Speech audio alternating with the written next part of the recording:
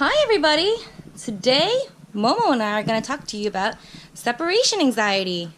Watch. Bye, Momo. Kidding, baby. I'm kidding. Sit back down. Oh God. Okay. So, let's start with first things first. When he was a baby.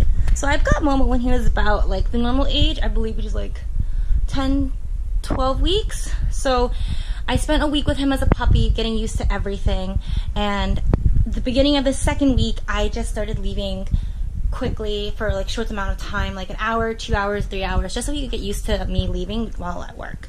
And he would be perfectly fine during all that time. It wasn't until I actually started going to work and I got a new roommate that was home with him at all times did I realize that Momo was barking a lot. So I would leave, and whenever I left, I would always hear him bark for a little bit, and then I'd get in my car and I'd go. But now it's like I'd leave, and then apparently he'd bark for like 2 hours, according to my roommate, and wake him up. And then he would bark again from like 12 to 4, so for 4 hours straight. And it was very hectic and really like nerve-wracking to me, because I'm just like, I don't want neighbors complaining, I don't want this to be an issue, blah, blah, blah. So I did a lot of things, and the first thing that you'll find a lot on the internet is that you should systematically desensitize your dog, meaning like in small increments. Leave the house for 10 minutes, come back, and if he like doesn't bark during that 10 minutes, like you can reward him. Because essentially when they're a baby, they think that you're dying. When someone leaves the pack of the pack of dogs, they think that they're never going to come back and they're going to die. So that's the first thing you should do. Try for leave him in a room, close the door for a minute, and then reward him when he doesn't bark, like to show him, hey, I'm coming back, etc., etc. So I tried doing that in the very beginning when I first got him, but then when I started work, it was like not possible to do that at all anymore, and so it was really hard. I tried to do that over the weekends, and it just wasn't showing enough progress too quickly. So then my vet recommended that I take him to socialization classes. So when I got his shots and everything like that, I tried to take him socialization classes at like Petco, PetSmart, but you have to be neutered. So I started taking him to the dog park instead, and that was really great because it taught him that, you know, you can be away from your owner, and like being around other dogs taught him that he could be away from other owners, like their owners too, and be okay as well.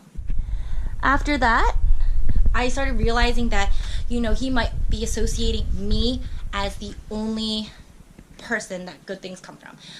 Because I was the only person that was feeding him. I was the only person that was walking him. I was the only person that was, you know, really interacting with him on a day-to-day basis, even though I live with a bunch of other people. So one day I had to work, and I had to drop him off at my friend's place, and I left him there overnight.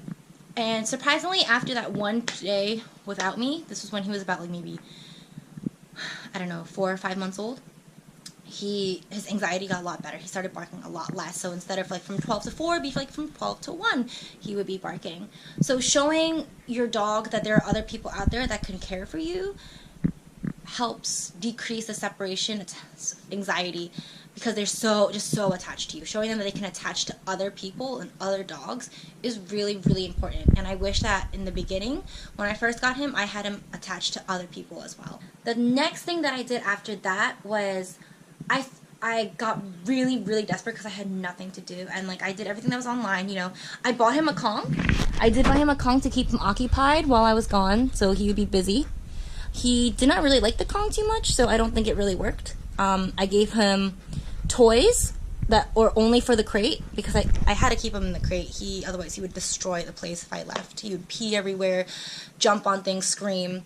What else did I do? I also played music when I left. Did not really help. I also did not say goodbye to him at all. So like that word is completely like, nope, not used. Nah, nothing. I just left with no words or anything like that. I just gave him a treat and I just walked out. So I did that as well from the very beginning. But then it just got so bad. Like at point like 6 months, it was just like terrible. It was still going. So I bought him a Adaptil. And Adaptil is this great little diffuser that diffuses pheromones like from the mother. So it's calming pheromones, so he would be relaxed more often.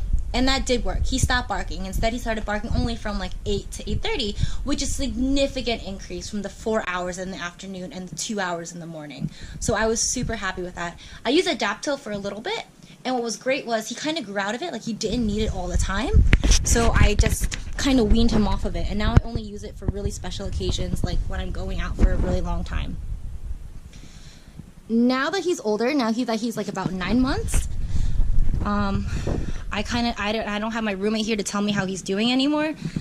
I kind of just let it go and like pray for the best. I think that he is a lot better now that he is older and he has made more connections with more adults.